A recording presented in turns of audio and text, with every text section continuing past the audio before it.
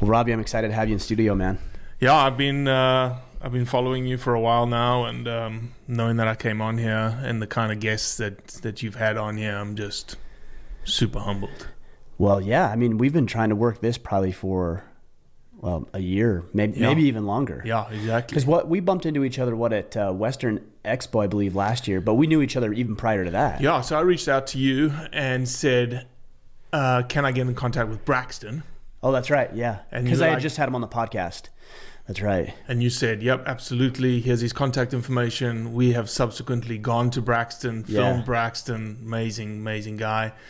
And then we just kept in contact, and I reached out to you, and you had just started posting about hunting. You literally were just in the nascent stage of exploring this thing that is hunting. I still feel like I'm at that stage. Well, we all are. I've not advanced at all. You get to that point where you think you're the best, and it's time to hang up the bow. I've never once thought that in my entire life about anything I've ever done. It's a good place to be in. It is. So yeah, that's how we started, and then we just kept talking, and then you made the big move up here to Maine. Yeah. And I was like, well, we just need to get this locked down. You need to make it happen. Yeah. Well, we're glad you're here. We try to treat our guests with some style. So. Well, you've certainly wined and dined me. I'm drinking Jocko right now, and then lobster last night. That's right. We don't mess around here. we're gonna see what that Go does. The Origin Jocko Go does to you here in the next 5 minutes or so. Well, so you're talking about filming. You're talking about filming a mutual friend, Braxton McCoy. Just tell us really quickly what it is that you do. I know what you do, obviously. But I think it'd be really cool for you to give us an overcap and a review of what it is that you're doing. So I run a project called the Blood Origins Project, not the Blood Orange Project, but the Blood Origins Project. It is a very simple storytelling documentary platform showcasing the heart of hunters. Your audience there may be hunters in your audience. There may be a lot of non-hunters in your audience. And yeah, we have a good mix. I would say even the people who are non-hunters, just through the exposure of what I've been doing over the past couple of years and what you and other guests that I've had on have done in the hunting world are at least intrigued if they're not if they're non-hunters. And so that's the whole point of the project, is reaching out to that non-hunting base, which essentially keeps our lifestyle as Americans in place. The 200 million American voting bloc that says yes to hunting or no to hunting. And hunters in America are less than 4% of the population right now. So we have to do a job of ensuring that we explain who we are. Right. And so the project I can boil it down to a simple statement. The project is showcasing the heart of the who of the hunting community, but also the heart of the why. And so we film people's stories. We film their why. Like, why do you hunt?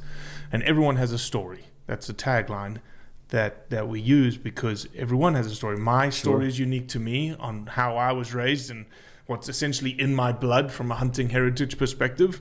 And you may not have a single ounce of hunting heritage in your blood, but that doesn't mean that you're not a hunter and doesn't make you less of a hunter. It just means that your story is different. Right.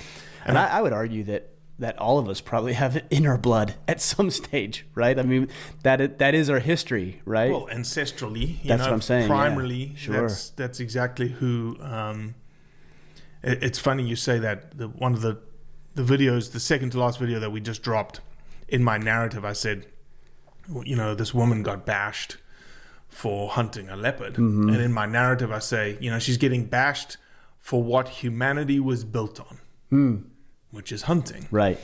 Humankind. Yeah, excellent. I agree. And the amount of comments that I've received on that post to say, who's this jackass talking about what humanity was built on? I said, well, what do you think humanity was built on? How do you think we got to who we are today? How do you think our brains evolved? How do you think we learned to survive? Sure. It was through hunting. Why do people have such a hard time with that? I think that today's society is very much disconnected from, who we're supposed to be. I think that we have there's a ignorant viewpoint out there on what hunting is, and I'm going to be very blunt here, and that's probably a result of hunters not understanding or not portraying their why. We have created a bad rap for ourselves over the last 20 to 30 years. Sure. It's self-imposed. Yeah, but sometimes, I look at the hunting community, and I know guys in the arena, if you will, who want all the praise and notoriety. Mm-hmm. And I also know hunters who go out and do it because it's their way of life, and they don't post about it, they don't talk about it, they don't take pictures, they just do their thing. And do you feel like those guys have an obligation to share? Like, what's your stance on that if they're not interested in sharing? You know what I mean? Like, it's hard because we run into this, the squeaky wheel gets the grease. Yeah. Right? So these guys who are like, hey, it's just my way of life, I just do the thing. I mean, I kind of feel like if you don't share to some degree, then you allow those who are the vocal mm-hmm. people mm-hmm. change potentially your way of life because you aren't willing to get involved. Mm-hmm. Well, if you're gonna moan and groan about it, then you definitely have to get involved. No doubt. But there's a certain something to hunters being hunters for who they are. I think social media today, unfortunately, is the downfall of hunting. The fact that the whole idea of a trophy picture, somebody, smiling, right, gleamingly behind this animal, and that's all you post, and it's like big buck down. It's like, well, that's unfortunately what's giving us a bad rap, because somebody who doesn't understand hunting, somebody who doesn't understand the context of hunting, somebody who has never experienced what that means and the effort that has gone into that one picture, will see that picture and go, oh wow, they're just smiling because they killed something. Right. But we know that there's so much more behind that smile, but that's all they see. But that's all they see. The hunting community today, and I believe that we have a new tribe, I believe that we have a new wave of hunters, and their narrative changing what hunting is being perceived as. Mm-hmm. That you can have a trophy shot. There's nothing wrong with a trophy shot. But there's something wrong with not providing the context behind what that trophy shot means. Well, I think there's this thing that hunters naturally believe that people understand it. So, for example, I've posted some pictures of me with a dead animal that I'm proud about, mm-hmm. right? Because I've gone through the effort and the work of harvesting that animal and setting out and accomplishing what it is I wanted to do. And I have comments like, "Are you going to eat that?" To me, like, that is an ignorant question. Mm-hmm. Because, of course, like, what else would you do with it? So what that signifies to me is that any individual who'd ask that, just has no idea. Right. And I don't use the word ignorance as a criticism. Well, maybe a criticism, but I'm not saying that in a negative way. I'm using ignorance as it's intended, meaning you just don't know. Right. And because you're so disconnected, right? You're so disconnected from your food source because you can go to the grocery store and pick up a package of beef. Right. And there's nothing wrong with that. Sure. And I know that society today, that is a luxury that we have. It's not the society that we had 60, 70 years ago where you had to go hunt for your food. You can go to the grocery store and get your food. It's just a choice that hunters make to say, I'd prefer to know where my food came from. I'd prefer to know how that animal died. I'd prefer to know that that animal lived a life that was the best life it possibly could live, and then I took the most ethically clean, painless, instantaneous death shot that I could possibly take. Right. And the packaged meat, and look, I'm not being hypocritical. I go to the store, I get beef, I think most hunters probably do to some degree. And it's just, that's part of the lifestyle of hunting. I will say, and take it one step further, the whole food aspect, the food argument, is one that is used a lot in a rhetoric against hunting. What do you mean? And so we don't need meat? Is that what you're saying? Is that what that? No, it's more like you shouldn't be hunting unless it's for food only. That's the rhetoric that is used a lot against us. I guess I'm having a hard time wrapping my head around that. Like, what else would you be hunting for? Oh, are you talking about animals that you wouldn't consume, or no? I would be. Or somebody having a rack or something on their wall. Correct. Okay. So, for instance, I didn't go to Australia to hunt a buffalo for the meat. Right. So why did I go to Australia to hunt that buffalo? Right. Shame on you. Exactly. And so I went to Australia to hunt that buffalo because it was a way for me to get into a place, to see a place, to go and push my body to a place that I didn't know that it could go, to experience an adventure beyond belief. And somebody would say to me, well, Robbie, you could do that without killing the animal. Mm-hmm. And I said, no, I couldn't, because I wouldn't have traveled 3 days. I wouldn't have expended all this money. I wouldn't have pushed myself into the backcountry of nowhere where probably no white man has ever walked before to connect to this primal urge that's inside of me, to just go there, to just sit under a tree and look for 3 at days things. and go, oh great, this is great, and I'm going home now. Right. I could do that in my backyard. No, you go for a purpose. And I think that's what hunting is. Hunting gives you a purpose purpose to go, a purpose to get into a place that you've never been before, a purpose to go into the back of the Yukon and chase a Dall sheep. Right. That Dall sheep is going to be delicious, no doubt. Sure. And the food is not going to be wasted. The meat is not going to be wasted. Though that may not be your primary purpose for why you go, the indirect benefits of the harvest is going to be the meat. You're going to take it home. Sure. In Africa, the meat's going to go to the communities. The indirect benefits of somebody hunting in Africa is that it's protecting wildlife. Yeah. It's not getting poached. Agriculture's not coming in. Massive economic uplift in areas that have nothing. Mm-hmm. Medical, jobs, infrastructure, you name it. Just because somebody wants to, the purpose of them going, wants to go and test their abilities Right. against a critter. Well, and they're not, the ideas of harvesting the meat and experiencing the adventure, putting your skills to the test, those things aren't mutually exclusive. And I think that's what people get confused a lot of times, is when I get those comments, for example, where guys say, well, are you going to eat it? It's like, yes, it is possible to enjoy doing something like hunting and it also be very practical at the same time. Right. And I think if I'm understanding you correctly, is what you're saying is that people have a hard time wrapping their heads around it should just be, if you're going to hunt, it should just be practical. It shouldn't be like this enjoyable thing Correct. you take pleasure in. Correct. Okay. And here's the dichotomy of this space. People say, oh, you enjoy hunting, which means you enjoy killing. Right. So there's a reason why we're called hunters and not killers. Right. Right. Killing is the way that I describe it. Killing has a finality to it. That killing is almost like it happens every single time. If you kill, it means you went out, you killed. There's a finality to that effort. Hunting, by definition, is search, chase, seek, which by definition has what built into those three things? Failure. And so hunting is not called killing because for the majority of the time you never kill. Right.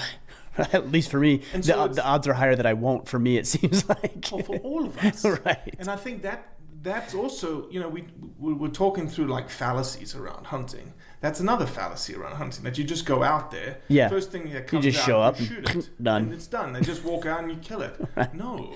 There's many, many instances where you don't get the animal. Many, many instances where you see animals, but you never kill because not old enough, Right. not the right animal, Right. Not the right sex. I mean, there's all sorts of reasons. all sorts of reasons. Sure. And many, many times people spend a lot of money. These huge African safaris, Dall sheep, you're talking 30, 40, Yeah, 50 tens of grand, thousands of dollars. and they don't come home with nothing. Yeah. Yet they thought they would say that it was still the most successful hunt that they went on. Not kill, but hunt.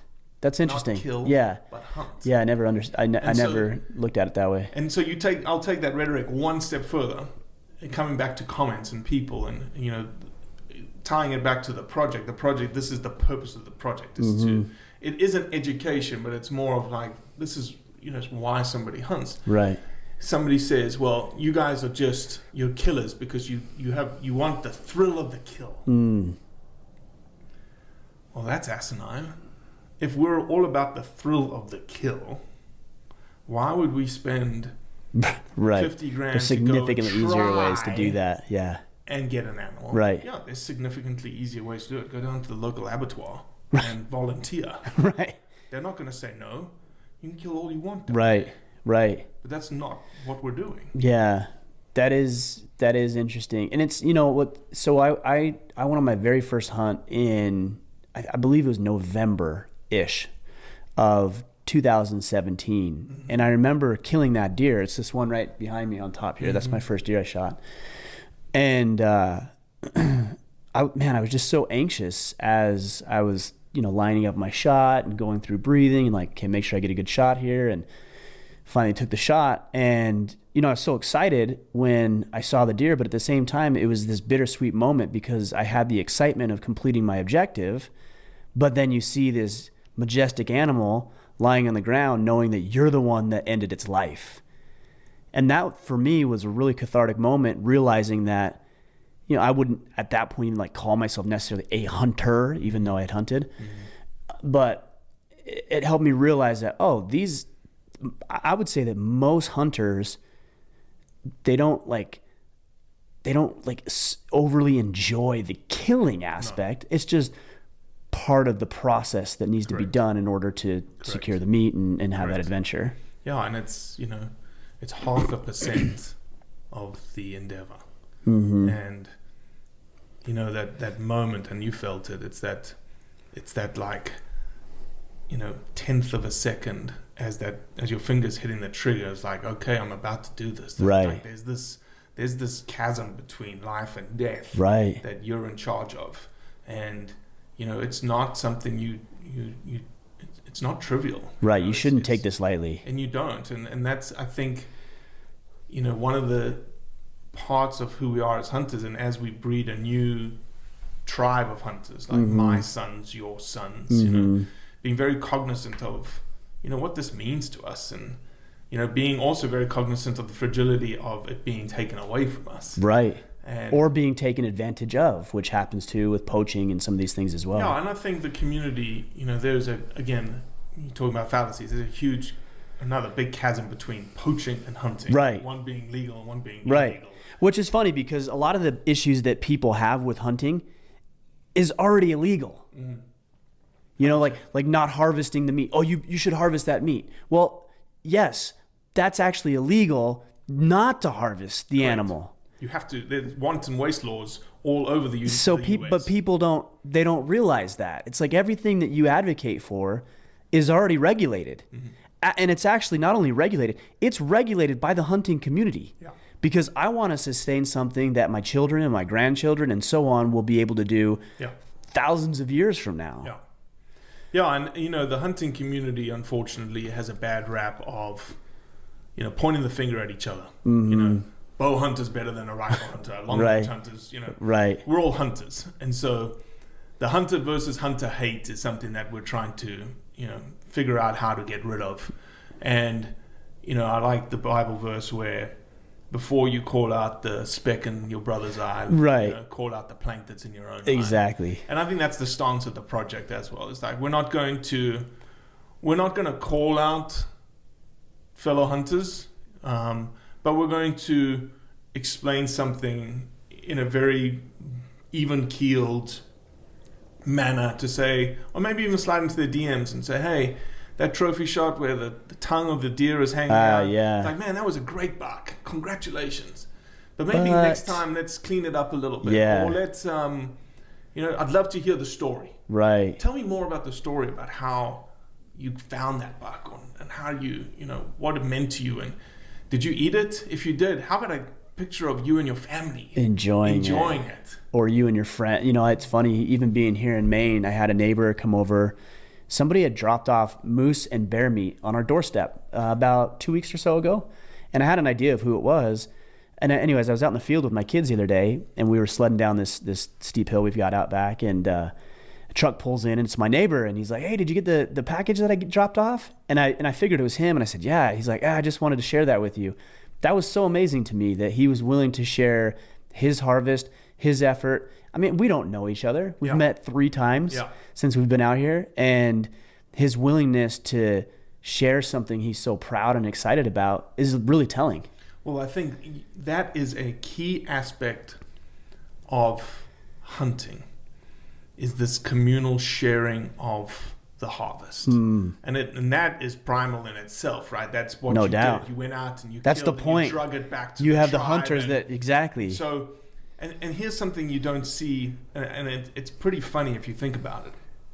we will go and spend, looking at the deer on the wall, or the moose, right? The moose probably per ounce of meat is probably tens of dollars. Right. It's expensive. It's probably the most expensive meat that you have in your house. Sure. Okay? 10 times more expensive than filet mignon. Mm-hmm. Yet, you're so willing to part with it. Yes. You're so willing to share it, right? How many times have you gone to the grocery store and bought 25 filet mignons and said, hey, neighbors, here, I bought some steaks for you? Never. Never. No way. How's That's that interesting. dichotomy? Yeah, it's interesting. The most expensive of expensive meats. When you add it all together.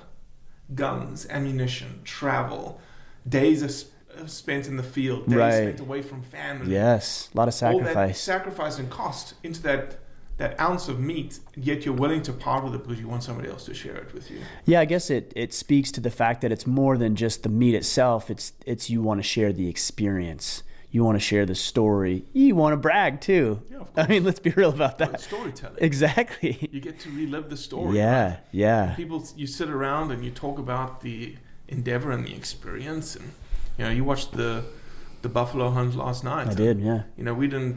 We talked about, and you felt it through the film. Yeah, we went to hunt and we went to kill, but the film wasn't about that. The film was about the experience, right? Like connecting to the land. The thing that I liked in that video, I mean, it was a great video. I don't think it's released yet. Maybe by the time this podcast releases, it will have. But the part that I really liked about it was after the hunt was over, how you guys enjoyed. I assume it was the backstrap, but you guys enjoyed the backstrap over the open fire, and you were sitting around. And I thought about that. I'm like, man, I imagine these guys are joking around. They're telling stories. They're talking about, where you messed up along the hunt on the way and on the path, and where it went right and where it went wrong. Like, that's a pretty cool experience. And just sitting around the fire looking at each other going, can you believe that just happened? We were, in the middle of nowhere, as I said, probably in a place that no white man has ever walked. It wasn't like we knew what we were getting into because nobody had ever stepped foot in this place. Mm-hmm. And we just went and hunted. And if we turned up an animal that was of the right age and was mature enough, then we were going to go after it, and fortunately, it turned out the way that we wanted it to turn out. Yeah, because I saw a couple videos last night of yours where it didn't quite go so well. We'll get into that in a minute. I wanted to talk about something you said with the grocery store, and again, I mean, nothing wrong with going to the grocery store. We go to the grocery store, sure. And it's convenient and it's nice, and I've been fortunate enough, and you have as well, and most people listening to this podcast to some degree, that they can make an income, not hunting, not going out and doing their thing, but they can make an income enough where they don't have to do that, right? It's the luxury of not having to do that. But it's really interesting because you hear a lot of people who will say things like, we've outgrown hunting, or we've evolved past hunting. I'm just going to go into the store and get my meat. And it's like, you hypocrite. Like, there's no way to sugarcoat that. Yeah. That, whether you're eating a burger, a ground beef patty from the grocery store, or you're out in the wilderness for weeks harvesting a moose, an animal had to die. Correct. And so why is it that a deer's life is more valuable to you in your mind than the cow that was raised in the slaughterhouse? And people will say this, well, it was raised to die. Have you heard that? I have not heard that. I've heard that. I've said, well, that was its purpose. Well, so it was meant to die. Yeah. It's like, that's a justification. I cannot for the life of me fathom how somebody has twisted this in their mind to the point where eating a hamburger from Burger King, a real hamburger, not the Impossible Burger, right? But a real hamburger from Burger King is more ethical, we'll say, than going out and harvesting a deer. Right. That's weird to me. Yeah, I think, when it comes to that, as you can likely imagine, I've pretty much had them all, right? And I've got my arguments laid out. Well, in your line of work, I imagine you'd have to. So, when somebody says, why don't you just go to the grocery store? The first line of rhetoric back is, it's tied to understanding that, I took the life of the animal. I'm not allowing somebody else to do the killing for me. Mm-hmm. So I'm taking responsibility for it. Right. What's interesting then is when you start going down the line, You look at I told you, there's 4% of the American population is hunters. It's less than 1%, I believe. I think it's like 0.8% are vegans. Okay, yeah. Okay, it's right. super low. So small. So you start pushing back with, whatever we're pushing back on. And you say, well, let me ask you a question. Do you eat meat? To this anonymous keyboard warrior. Right. And you will be amazed that the percentage of responses that we are vegan to the percentage of the American population, that's 0.8%. All of a sudden, everyone, it's almost like when you see that response come back, you know that you hit them in the right spot. Exactly. It's like, oh, geez. Right. I'm being a hypocrite. Exactly. Because I can go eat a burger, yet I'm against hunting. And there's no difference from an ethical standpoint. Like if you're a vegan and you don't eat meat at all, you know what? I can actually understand that. Absolutely. And hunting's not your thing, and you find it unethical and inhumane. Hey, got it. Check. At least you have some integrity. Yeah. But if you're telling me that you're going to go chow down on a burger at Burger King or wherever else, or the steak at Outback, and then get upset that somebody else is going to eat a different kind of meat that they went out and harvested, that's a problem. Mm-hmm. I do like that you talked about responsibility, though, because if you're out hunting, what I have experienced, and again, not all of our meat comes from hunting, it seems to me that you're going to be significantly more responsible with the sanctity of life. Right? Because you didn't have to look in that cow's eyes that you got the ground beef burger at the grocery store. Like, you didn't have to look at that. Mm-hmm. You didn't have to go out and hunt that. Mm-hmm. You didn't have to spend time away from your family.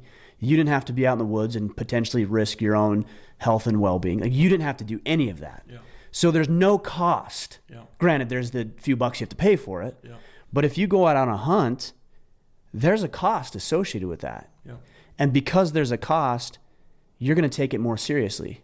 It's like that old adage, like if somebody gives you something, you're not going to treat it nearly as respectful as if you go out and earn it and buy that thing yourself. I think it falls down the same path. Well, I would take it one step further than cost. It's, because you know that you have the ability to take that animal's life. I think that there is vegan lifestyle is all about animal rights. Mm-hmm. And an appropriate hunter that understands responsibility can almost understand that from a vegan's perspective, because you want to take that animal's life and you want it to end the life as quickly and as instantaneously as possible. Sure. The last thing you want is to wound that animal. Sure. And cause it harm and cause it pain. And, as a hunter, you typically are looking for mature animals. Mm-hmm. And those mature animals are, getting close to the end of their lifespan. And nature's cruel, right? Nature's a beast. Mm-hmm. Nature doesn't care. Nature's deaths are violent. Right. Nature's deaths are... Do you follow that Instagram? Nature is metal. Holy cow. But that's nature. Dude. That's nature. That's what it is. That's who Gaia is. Gaia is violent and unethical. And Gaia, Mother Earth. Okay, I never heard that. Gaia. Okay. That's the... Interesting. It's like a hippie name for Mother Earth. Okay. Yeah. I wouldn't have taken you for a hippie. I never heard that before. I love the term Gaia. Okay. It's almost like she being represented as this being, Mother Earth. Right. This entity or something. Yes. Right? Sure. And it's violent and it is tragic and it's everything that's not what a hunter is trying to do when it takes and it ends that animal's life. Right. But people don't see that. That's also the power, though, of social media. We talk about social media and people posting their pictures with their dead animals. And you actually brought up a good point. Now I'm kind of getting off two subjects here, but with the tongue hanging out and the blood everywhere. Like my buddy Colin Cottrell, he's the person who took me hunting for the very first time. Do you know? Okay, on Facebook. Yeah. You're connected with him. So we went and hunted in Texas, and the first deer I shot was that deer I told you there behind me. And as we went and tracked the animal, which it didn't go that far, which was good because that's the point. we're going to take pictures. He's like, all right. He's like, let's, he grabbed the tongue. He stuck the tongue back in and he's like, all right, like wipe this blood down. We wiped some of the blood down. We got him positioned. And I kind of asked about it and he's like, it's an animal, it's like, it's a living thing.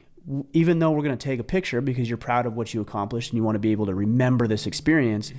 we also want to remember that this is an animal and we want to treat it humanely, even in death. Mm-hmm. And I thought that was a very fascinating perspective. Good job, Colin. He was dead on. Because I see guys and the tongues are hanging out and there's blood everywhere. I'm like, whoa. Like, yeah. I realize that's part of the experience, but I think we need to do a better job, to your point, of elevating the perception of what this is. Yeah, 100%. That is the whole point of what we do in the project. Mm-hmm. It's elevating the narrative. Mm-hmm.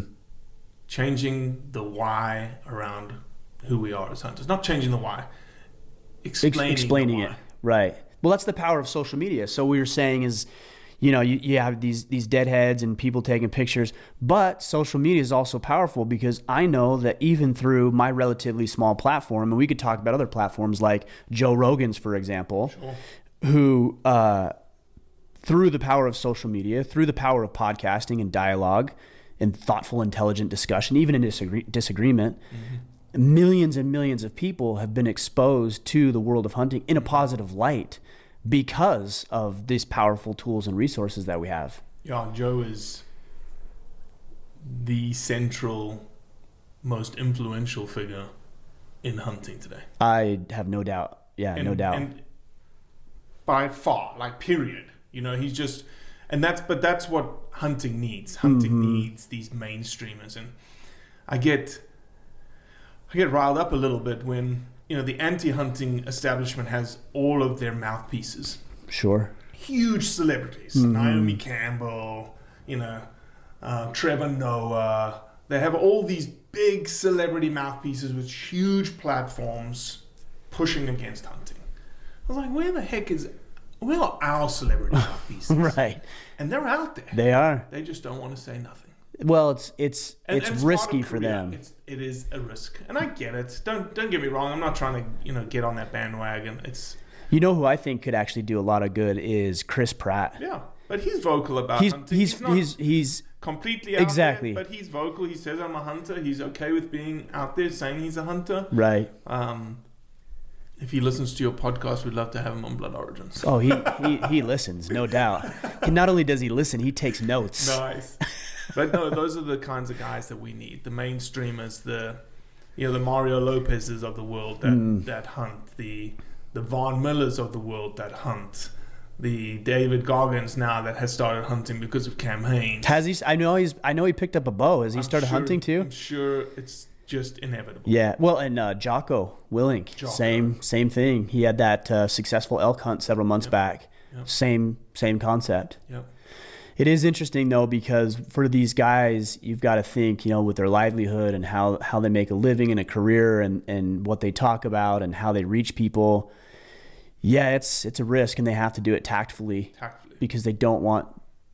Well, it's hard. It's easy to say, well, they should just talk about it. But then if it's you, it's like, I got to be a little wary of what I'm putting out there into the world because this could jeopardize what else I'm doing. Yeah, which I think is actually a problem, not only with hunting, just society in general. Like, for example, is if I put something out there about me hunting or God or something I believe about society or politics or spirituality or whatever, something polarizing, it shouldn't be a risk. Mm-hmm. If people don't agree with me, that's fine. But we have this thing in society where, people are going to dox you and they're going to try to cancel you all because you happen to see things a little bit differently. And that's kind of, that's pathetic. And frankly, it's un-American. Mm-hmm. No, I think that, again, that's another thing we're striving for is in terms of response, not being the ultra poke you in the eye type response, but to say, hey man, I hear you. Mm-hmm. I see your point of view. Yeah. I get it. I said, but here's ours. Right. Here's where we do amicably disagree. Sure. With you, and that's fine. Should be okay. Right. Right.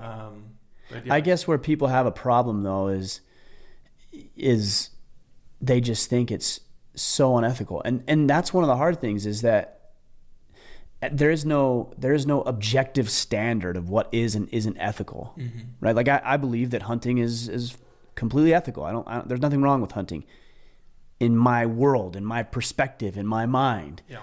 And somebody can believe just as adamantly that there is something completely unethical about going out and killing an animal. Yep. And they're so set in their ways, and I'm so set in my ways, and that becomes a problem. Again, it shouldn't be, though, because it's like I'm not impacting you. Like, me hunting is not hurting you. It's not impacting you. If you don't want to hunt, cool, don't hunt. For example, I don't know of any hunters that actively pursue and attack vegans. Right. Because they don't care. Right. Right? Like, fine, that's weird. Like that's the thought process. That's weird. That guy doesn't eat meat, but okay, whatever. Yeah. But you flip it around, and it seems it's only going one way. But there are a couple of vegans out there that I think would be the same way. It's I agree. That's true. You always get it's that extreme left, that extreme right, that just seems to have such a loud voice. Well, that's what you get rewarded for it. Yeah. Right? The more, it seems like the more moronic, the more idiotic you can be, the more likes you get, the more attention you get, which translates in a lot of cases to attention and money and things like, and notoriety and power. And so people are rewarded for acting like fools, frankly. And that's disturbing, to say the least. Just not to change topics or not, but why did you start hunting? I'm really trying to be thoughtful on this as to all the reasons why. Well, the first reason, the obvious reason, is Colin invited me. Okay. Now, if I wasn't intrigued or curious about it, I would have said no, because it would have been easy for me to say, no, I'm good. Because when he called me up, we didn't really know each other at the time. He reached out. He was a follower of what we were doing. I think he listened to the podcast at the time, and he just said, hey, I've got a friend, and he wants us to manage some land down here in Texas, and I'd love to take you hunting. And I'm like, well, thanks, but I don't hunt. And he's like, I know, that's why I want to take you. He's like, I want to introduce you to the sport. Awesome. It's like, oh, okay. What do I need? He's like, well, it's a rifle and a bow hunt. So you'll need to bring the rifle down. You'll need to bring the bow down and practice with it and get all dialed in. And we'll take you down here and we'll put you on a hunt. But there was something very intriguing. I grew up until I was 13 years old in Southern California. No exposure to hunting at all. Nothing. In fact, I probably leaned more towards you shouldn't hunt with the background and the way that I was raised. Then we moved to a small town in southern Utah when I was 13, and hunting was life. We had fall break, which more appropriately would have been titled opening week break, because that's when it wasn't coincidence that it was just happened to be timed during the opening season opener. Yeah. So, I remember high school kids, my buddies, they were driving around in their trucks and they'd have the rifle in the back window of their truck on their gun rack. I'm like, what in the hell? Like, where did we move? Like, had this redneck place in southern Utah. And then during that week, I saw deer popping up, hanging down from outdoor basketball hoops. And I'm like, what is this place? Every house that had a basketball hoop had a dead deer hanging from it. And that was my first exposure to it. And so when Colin reached out, I thought, like, this is something that seems challenging. Yeah. A lot of the guys that I had respect for, that I admired and respected, had hunted or were hunters. And I thought, this is something that maybe a hobby that I would enjoy, that I would find meaning and purpose in. So I'll go give it a shot. And that was in, like I said, November of 2017. And I've probably been on, I don't know, 12 to 15 hunts since then. So I've really immersed myself and gotten very involved in it, and I love it. I love it. So now that you're immersed and tying it back to this podcast, which is called The Order of Man. Yeah. You have now started to experience some of the characteristics that you want to see yourself. You want to see in yourself as a man. Oh, definitely. From hunting. Definitely. And that you want to imbue into your kids now. Yes, absolutely. Yeah, I wouldn't say, here's how I would say it is, I don't believe that you need to be a hunter in order to call yourself a man. Correct. But I believe that being a hunter will make you a better man. Yep. There's elements about it from risk to effort to frustration and patience and all of the virtues that we've espoused over the past 5 years in this movement, that they can be found elsewhere too. I'm not saying you can't find them elsewhere, but hunting seems to encapsulate a lot of the work and the ethic and the values and the virtues that we, well, that I anyways believe are critical for men today. I will add one more to that list, Okay. which is the ability to put your kids in a situation that they understand the value of life. Agreed. And they then be able to understand their, where we sit as humans in this life cycle of life begets death, begets life. Right. And the sanctity of life and what that means to the family, so that they can then sit at a table and eat the food and they're like, yeah, we know exactly where that meat comes from. Mm-hmm. And so all of a sudden now you got 6-year-old, like my boy is 7 and 6. I'll purposely point out to them, I said, what meat are you eating tonight? And they're like, deer. I said, yep. Where'd the deer come from? They said, you killed it, Daddy. I said, that's right, I killed it. I said, I killed it because this is for us, So to me, that's something you can't buy it. You can get discipline, you can get patience, you can get responsibility. You can get a lot of the characteristics that are a part of who we are as hunters doing another endeavor. But the idea of connectedness to the land and the sanctity of life and the responsibility of like being the heavy weight of responsibility that is when you take that life, hunting is, I'm not going to say the only, it's one of the few places that can really be embedded into our ethic, our ethos, and our kids' ethos. Yeah. As they are raised. Yeah, I agree with that. I think there's also something to be said for the stakes at which we play. A lot of people ask me, because I was in Iraq in 2005 and 6, I was in Ramadi, and a lot of people ask me things like, what did you learn, or how did that make you a better man? One of the most powerful things for that experience for me being there was that if I made the wrong decision or a bad call or made a mistake or did something stupid, then there was a likelihood that somebody would die. Not like somebody would have a bad day or maybe somebody got sued or somebody lost their job. No, somebody died. Yeah. That means that a husband couldn't go back to his wife, a father couldn't go back to his kids, a leader in the community couldn't go back and coach teams and be involved in politics and lead his neighborhood and mow his neighbor's lawn and do all the things. Like somebody died. And the stakes at which we play are valuable, especially I think for men, because it teaches us to play for real, like play for keeps. I think hunting is very much the same way. There's loss. Like you're killing an animal. The stakes at which you're playing when you're hunting are high. Yeah. And because they're high, it's more likely that you're going to take that a lot more reverently than you would had the stakes been non-existent or something significantly less important. Yeah, absolutely. Yeah, that's just part of who we are.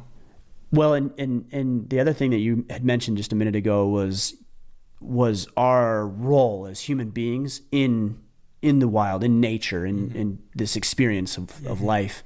And I think a lot of people who aren't familiar with the world of hunting don't see that connection. They believe that somehow humans are disconnected. Yeah. Or that we should be disconnected. Yeah. Like we have nature over here, and then we have humans over here. Right. It's like, well, no. We are nature. Like we are an integral part of it. Of course. You would actually know probably the statistics and everything better, of course, than I would. But it seems to me that the more that we embrace ethical hunting and our nature of hunting, the better the wilderness and the wild and the animal population does. Yeah. if we do this correctly. If we ignore it and say, well, I'm not going to manage it, it's going to manage itself, but maybe not in the best way possible. Yeah, I think there's a lot to unpack what you just laid on the table. Sure, yeah. So I'll try and unpack it in a logical manner. Number one, there is no ecosystem on this planet that hasn't been impacted by humans today. Which is not, like, when people hear that, I think they see that as a negative. It's not a negative. We are part of the deal. Like, we're part of this thing. You're part of the deal. And if you did see it as a negative, the outcome of that is that then we have a responsibility to manage. Well, I think if you see it as a negative, then I'd have to ask, well, what are you doing here? Well, I think the negative part is like, yeah, we messed it up. I was like, okay, yeah, we messed it up. But again, we are the solution, stewards of this land, and we have the solution, and we have to manage. Right. And management comes in many, many different forms. Hunting is one management tool that is used for maintaining population dynamics, maintaining habitat use.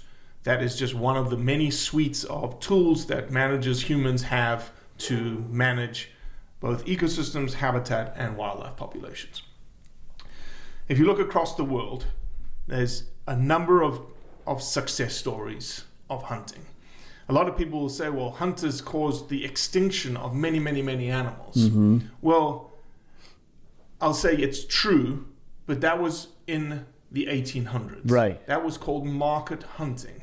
It was unregulated hunting, and it was tied to a supply and demand type system. That's why we lost passenger pigeons. That's why we almost lost bison. We lost many, many species. Yes, because of hunters. Not going to deny it. Mm-hmm. But when we started understanding that we needed to manage the system, when we started understanding principles of wildlife ecology and the behavioral ecology of different animals and wildlife and how they interact, well, it's hunters and legislation that has been put in place, specifically here in the U.S., Pittman-Robertson Act, the Dingell-Johnson for fishing. Those acts were put in place so that hunters could provide monies through their conservation efforts, through licensing, sales, sure, through excise tax on guns and ammunition and tackle and rods and reels. A lot of people don't know that every bullet that's sold in this country, every rifle that's sold in this country, every piece of camo that's sold in this country has an excise tax tied to it that gets funneled back into a fund that then funds conservation on the ground in every state of the U.S. Well, that's why I say, I think hunters have done more for conservation efforts than anybody else. There's Donnie Vincent, I'm sure. Yeah. Maybe you've had him done a feature or something on him, but I'm going to butcher his thought here, but he says, if we want to save, what does he say? We can't save something from too far of a distance. Mm-hmm. And he's talking about conservation efforts. He's like, look, if we really truly want to be conservationists, we have to be involved. Yep. And for him, that means involved in hunting, involved in the process, understanding the ecosystems, understanding the animal movements and patterns and how they breed and at what rate they breed and what their predators are and what they eat and what their environment is. Yeah. He's a conservationist as a hunter. Yeah. It probably makes him a better conservationist. Yeah. So in North America, there's multiple examples: wild turkey, antelope, elk, mule deer, bison. All these populations have been reestablished and are now sustaining and growing and increasing because of hunter efforts. Mm-hmm. So there's the North American wildlife management model is a testament to what hunters can do to improve wildlife. No, and this is the beauty about it. Nobody else can claim fame to those populations except hunters because of what we've done in the funding that went in front of it. Same thing in South Africa. Early, mid-1970s, you probably got 500,000 head of wildlife in South Africa. Massive agriculture. The majority of those head of wildlife were in national parks and game reserves and whatnot. All of a sudden, farmers in drought times realized that, hey, it was actually more economical to turn agricultural lands back to wild lands, wild places, and grow wildlife. And this wildlife tourism business started, which is obviously an ecotourism side of things, but it also has a large hunting component to it. So now you've got game management and and wildlife population growth occurring across wide swaths of South Africa. And today, the wildlife population of South Africa stands at 22 million. From 500,000. Right. Holy cow, all because of hunting. Right. And then, you talk about places like Zambia, Botswana, Tanzania, Mozambique, many, many examples of millions of acres of wilderness being protected because of hunting operations. Mm-hmm. And the only reason that wildlife is protected there comes down to one thing, which is value. If you can put a value on that animal, a hunting outfit puts a value on that animal that is not only the meat, is economic uplift, is medical, is jobs, is infrastructure. Sure. Then all of a sudden you've got 5, 6, 7 things that is tied to the value of the animal, and it's more valuable to keep the animal in the landscape than it is to remove it. I think where people get hung up is they would say, well, that animal is invaluable, right? And so they're looking at it from a feelings perspective rather than let's logically... I'm not saying we shouldn't take feelings into consideration. We certainly should. I think most hunters do, which is why they want to end an animal's life quickly and humanely. Mm-hmm. If they weren't worried about that, then they would just blast it, right? Mm-hmm. So, but I think where most people get hung up is they think that animal is invaluable. They're looking at it from an emotional perspective rather than logically, how is this going to serve not only us, but also the animal population and wildlife and everything else that these people say they're advocates for. Yeah. No, it comes down to the dichotomy, which is kill one to save thousands. And that's so difficult for somebody who values the life of an individual to understand. Right. Hunting doesn't occur, management of a species doesn't occur at an individual level. The management of a species occurs at a population level. So you got to look at the well-being of the population. If you come in and put an added value to the animals that are past breeding age, that are the older class animals of the population, that really by removing them out of a population, you now have provided more resources, grass, habitat, nesting, breeding, resources to the remaining population, then, and again, this is where people struggle to understand, taking the life of that older class animal just increased the ability to increase the population across the board. Right. And that is such a difficult concept to understand. And it's something that we've just got to, continually push out there. Make aware and educate people around, is that this idea of hunting, reducing animals to nothing. That makes no sense, because hunting is an economic endeavor. Right. And so the animals become an asset. Right. They want to renew that asset. Why it's an investment. Want to reduce your asset? You want to grow your asset. Right. How do you grow your asset? Well, you look at it at a population level. Sure. Take out the older animals. Make sure you've got good anti-poaching efforts in place. Got good habitat, good stewardship. Being very selective. You're being and it's a sustainable use model of a resource. Right. That is there, wants to be used, needs to be used. Well, and I think the other thing that we ought to understand as well is that if you go into the wilderness and you take an animal from the wilderness by killing it, it's not like that wasn't going to happen. Like if you didn't, that was going to happen whether you showed up or not. That pack of wolves or the coyotes or nature itself or Gaia itself, was going to claim that animal. Correct. This is just another means of claiming the animal and managing the population. It will be managed. Correct. We need to make sure it's done most effectively and most efficiently. And with our intervention, I guess that's probably not the right word. With our involvement. With our involvement, it's done better. It's more efficient. It's more effective. Yeah, 100%.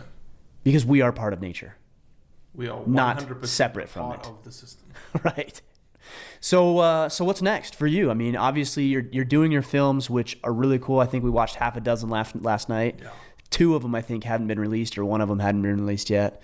What's next? What's next for you in the next season? Yeah. What's the next projects, et cetera, et cetera? Yeah, so we're in the middle of season 4 right now. I don't know when this podcast will drop, but we've just, we want to continue to showcase the who. We want to showcase the diversity of hunters. We just had Corey Anderson, the African American, number 5 light heavyweight. He's going to be fighting in February. Hopefully, then he gets a title shot after that. We'll have to have you up because we did fight nights last night. That was a good card last night. That was a great card. So we're just continuing to, push the envelope of the why. Yeah. Push the envelope of our heart, and that means telling more mainstream stories like your story. Hopefully, bigger mainstreamers. Getting away from the choir essentially, and then just going and telling more unique stories around how the idea we've talked about a lot today is the idea that hunting is conservation. And there's really not very good content out there to showcase what hunting really does for the land, what it really does for the communities, what it really does for people. What do you think has been lacking in, because there's an infinite number of shows and films and documentaries and projects, so why throw your hat in the ring? What was missing that you saw needed to be there? Because I've seen, frankly, I've seen some great stuff. I see what like Donnie Vincent, what Donnie puts out there, Brian Call, Gritty Bowman, some of these guys put some amazing stuff out there. And I totally agree. I think all of that stuff is amazing. But you asked me what's missing. 2 things. One, there's not a project out there that is not about self. And so the fact that people know my voice, that's the whole point of the project. The project's not. That's what they know. It's all they know, right? They don't know Robbie. Yeah. Robbie's not anyway. It just so happens that a couple of these hunts, I was the person. Sure. Could it have been done? Would I have preferred it to be done with somebody else who had the same ethic? Yeah, because that's showing us. That's the point of the project. The project's not about me. The project's about us. And that's what was missing out there. There's a lot of shows out there, but it's all about a person. It's all about the self. It's not about showcasing who our community is. And so that's what was missing, number 1. And number 2, there was a indoctrination to what hunting content is supposed to look like. And I said, screw that. I want it to look like this. And so when you look at our episodes, nothing like it looks like that anywhere in the hunting space. Right. And so that's step 1, number 1. The films itself, I wanted the films to have a purpose. I wanted to have a meaning. Like if we go to Africa and we tell a hunting is conservation story, typically what you get is the self on a hunt, killing an animal, and then them sitting next to the animal and talking about the conservation of that animal. Right. As an afterthought almost? Yeah. Because the whole point was the hunt. Right. And so why not go, and as we talked about yesterday, why not go and create a film that is almost 24 hours in the life of the tracker, the person who's like the boots on the ground kind of guy. And they're on a hunt, but that's like tangential. Right. To that just story. happens to be the activity. That's almost the activity he's doing because that's how he's getting employed, and that's part of the story. And for instance, in terms of the way that we storytell, I could envision a film where a shot goes off. You hear the shot. You don't see the impact. You don't see the hunter shooting. You're watching the tracker the entire time. You can hear the shot and you can see his reaction. And you can see him start doing the work and seeing the blood on the ground. Right.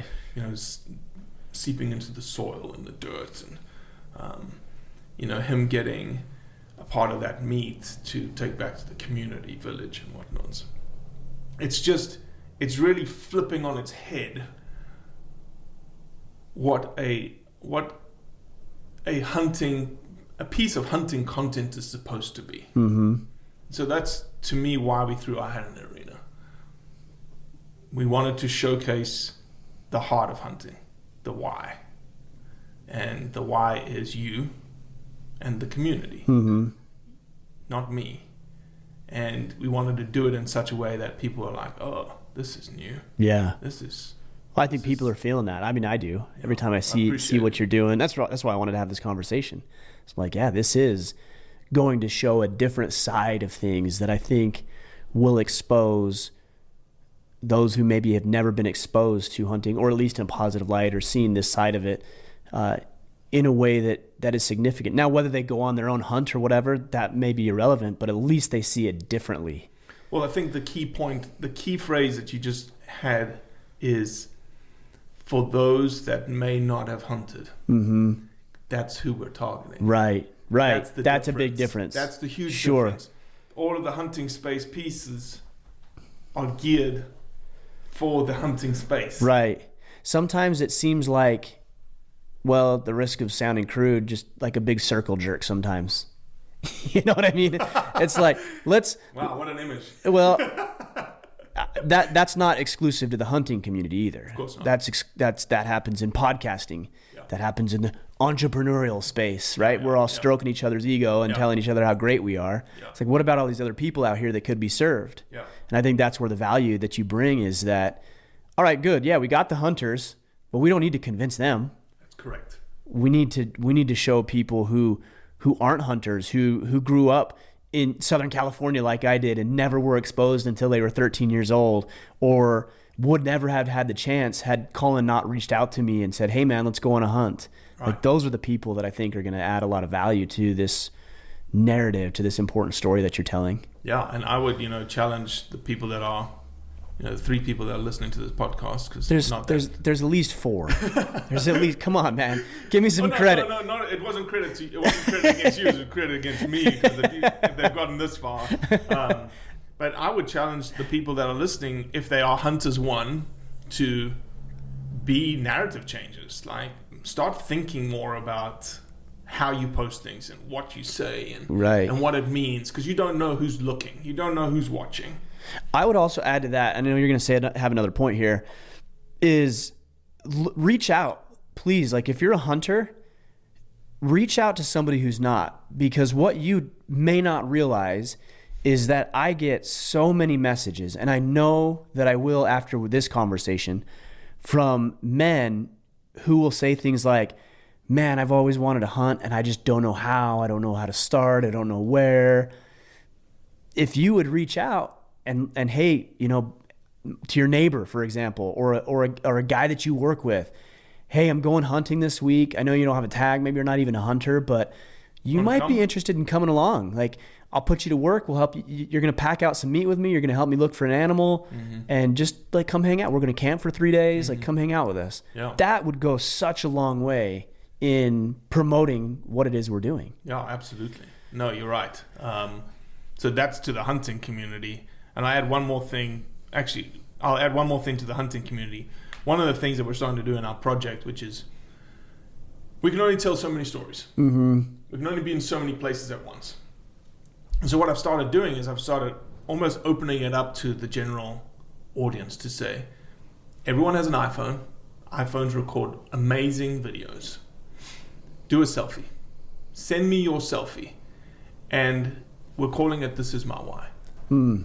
So sit yourself under a tree, whether you're hunting or you're with your boys or you're with your girls or you're whatever, and you just get inspired. Turn that camera around, shoot a selfie video, watch for wind, because audio kills things. Right. And just in less than a minute, explain what you're doing. And end it by saying, and this is my why. Yeah. So that's anyone listening to this, do it. Send it to us. I like that. Post it. Right. That's the whole point of the project. We want to hear from you. We want to hear from the community. To the non-hunters that are listening to this, I would say, I hope we've inspired a little bit of thought around, challenging maybe the perception of who we are as hunters. Mm-hmm. But we want to hear from you too. Like, what don't you like to see? What is it that you want to understand more about? Mm-hmm. What is the thing that you just can't wrap your mind around? Because we have the answers. It may not be what you want to hear, but we can couch it in such a way that it may, reach a middle consensus or a middle ground. Right. Or, even if it doesn't, it's just an understanding. Okay, I get it. I'm still not interested, but I get it. That's okay. Got it. We're good. Yep. Yeah. Right on. Well, I love what you're doing. Well, let's wind things down. I want to ask you a couple additional questions. I didn't prepare you for this. So I'm going to put you on the spot a little bit, Okay. but I ask all my guests, what does it mean to be a man?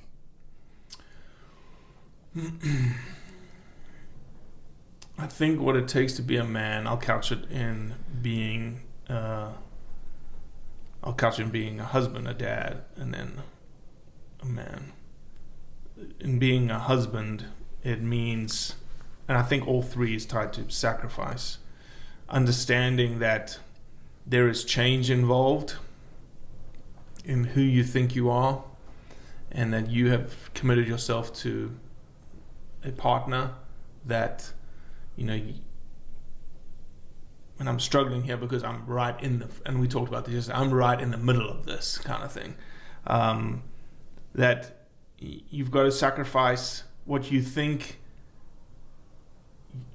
is right, what you think is right, but is wrong, to ensure that that person that you've committed your life to is supported in the way that they need to be supported.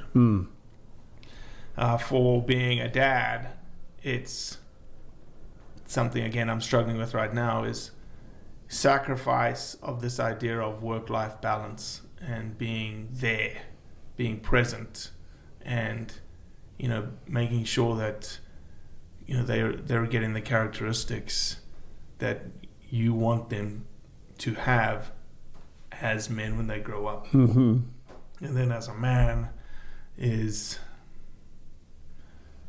sacrifice, showing people that you do sacrifice for your family, you do sacrifice for your wife. And then I'll add one more characteristic, which is integrity. And, being in integrity or being out of integrity. Showing up, doing what you say. You've got very little in this world but your word. And so if you give your word, live in integrity by your word. Powerful. I dig it. All right, how do we connect with you? Blood Origins on every platform you can possibly find. Origins, not oranges, again. Yeah. Do people say that? Do people get that a lot? Blood picture. Oranges? Yeah. Somebody sent me a picture of an IPA that said it had blood oranges. They're like, whoa, I thought you had a beer. And then I realized it was oranges and not origins. That's funny. Origins. Origins. Blood Origins. Instagram's our handle, at Blood Origins. Facebook, Blood Origins. We're not on Twitter. YouTube.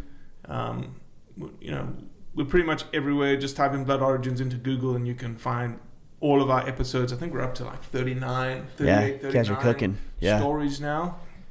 And big things to come in 2020. Awesome. We're looking forward to it. I'll sync it all up so the guys know where to go. Robbie, appreciate you. Our friendship, you coming out here, spending a couple of days out here. We've had a good time. We did fights last night. We got a couple more hours before you got to get back. So turkey hunting in the spring. We're going to do turkey hunting in the spring with me and my family, which will be fun. Yep. Should be a good time. Yes, sir. Appreciate you, man. Thank you.